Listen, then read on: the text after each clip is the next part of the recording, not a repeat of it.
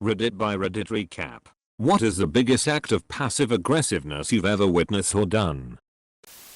Long time ago, in my first managerial position, I had a boss who got pissed off at me for somewhat ridiculous reasons.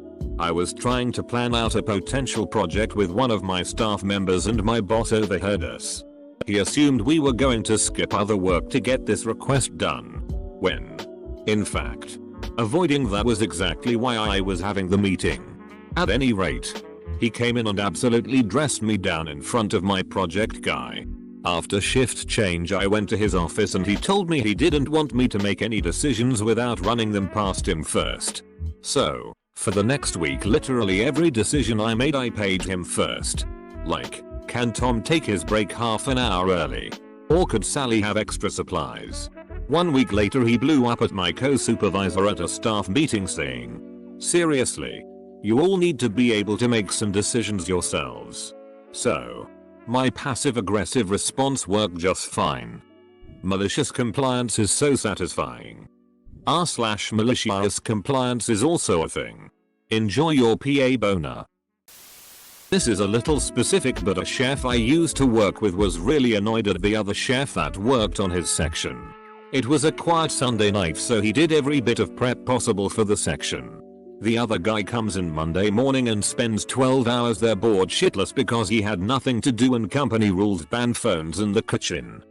This is so subtle and impossible to rightfully revenge. How would you even properly complain about that? That douchebag is doing so much work. I don't have to do anything. It's the worst. Post on here that asks people who walk up escalators, what do you do with all your extra time? Passive aggressiveness escalates. The top comment about catching flights on time is pretty accurate though. Anyone that regularly uses Leeds train station can attest to this. I had a former co-worker that when writing his child support payment check to his ex-wife, he would address the envelope as, names changed, Heather Johnson Williams Smith Butler. Edit. The marriage didn't end well as he caught her cheating. Then she cheated on the next one. And the next one. For a programming class, me and some friends created a tic-tac-toe bot that always ended games in a draw. It wasn't designed to win, only to end games in a draw. The real game would be trying to lose. Would you like to play a game, David? It was at work. I bake stuff and bring it in for my co-workers pretty frequently. One of our administrators brought in some brownies on a day that I had brought in cookies. She took that personally and actually removed my cookies from the common area and hid them in her office so that only her brownies were available. So I went to her office, reclaimed my Tupperware, and told her I'd keep the cookies in my office till her brownies were gone. On the way out of her office, the systems guys came by like, "Dude, where'd the cookies go? We thought they were out. Can we have some?" Of course. I said yes, and passed out cookies while half standing in our administrator's office while she stared daggers at me. This is the weirdest office rivalry ever. I wouldn't even call it a rivalry. It was definitely weird, though. A 50-year-old woman hiding Tupperware because she was insecure about her brownies? This story is old. I have copied it from a Tales from Retail post. Enjoy. I work in men's clothing sales. We also offer tailoring services. This gentleman comes in with a pair of pants. "Man, your other location said that you would hem these for me." Double quote. Me. "Sure thing, sir. Why don't you go and put them on so we can mark the hem?" He comes out of the fitting room and I begin to mark the pants. He won't stop moving around and keeps looking down, which will make them hem come up short. I ask him to just look forward. "Man, you don't know what you're doing. How long have you done this? I think you should go get a man to do a man's job." I am taken aback.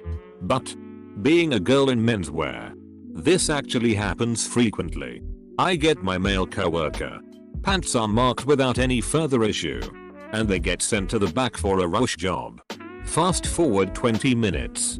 The man comes back. Our tailor has finished the pants. The man tries them on again, seems satisfied and goes back into the change room. I am very busy.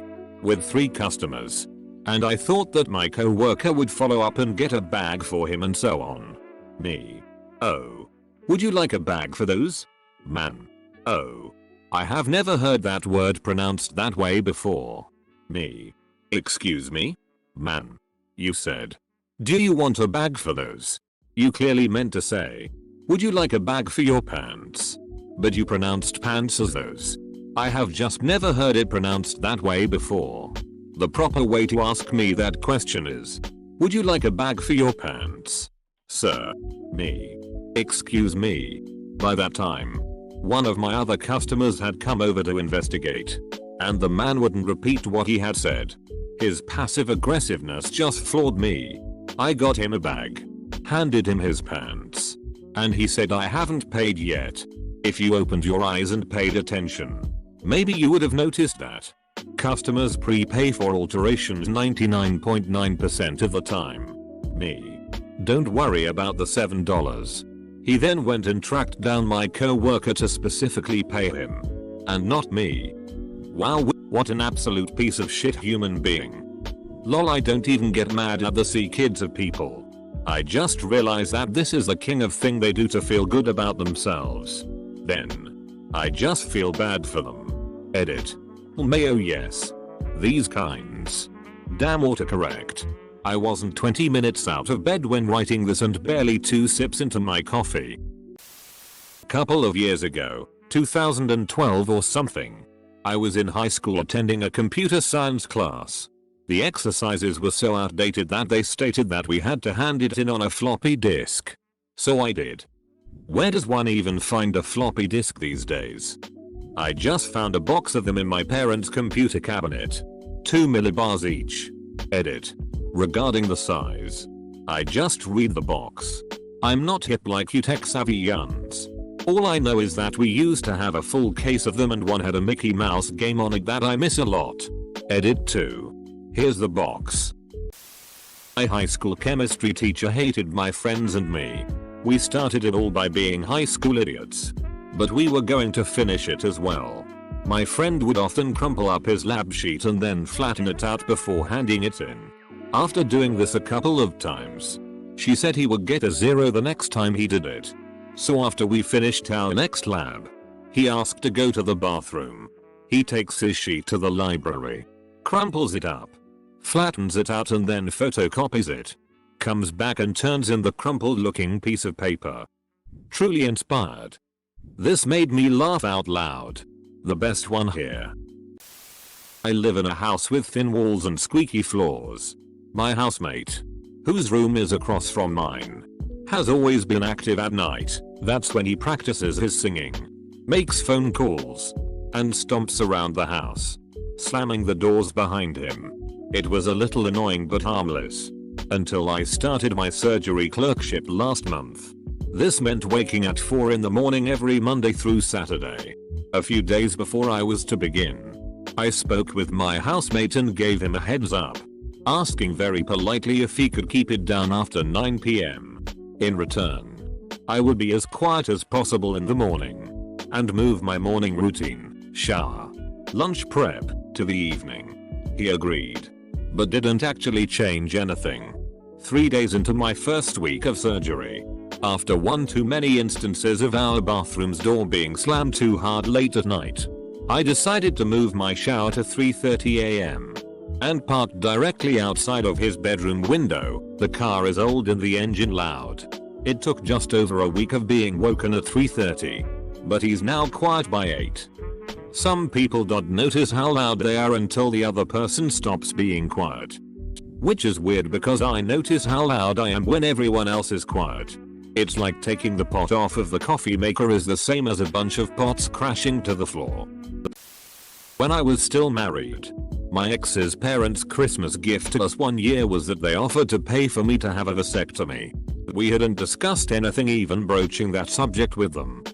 Guess they really wanted to finish tying the knot. Subtle.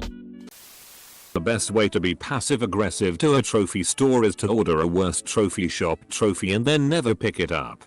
I like John Steinbeck's idea of getting revenge on a bank by depositing a fresh salmon in your safe deposit box and going away on vacation. I used to write Wells Fargo is the devil on every single Google review to all of the Wells Fargo branches in my area.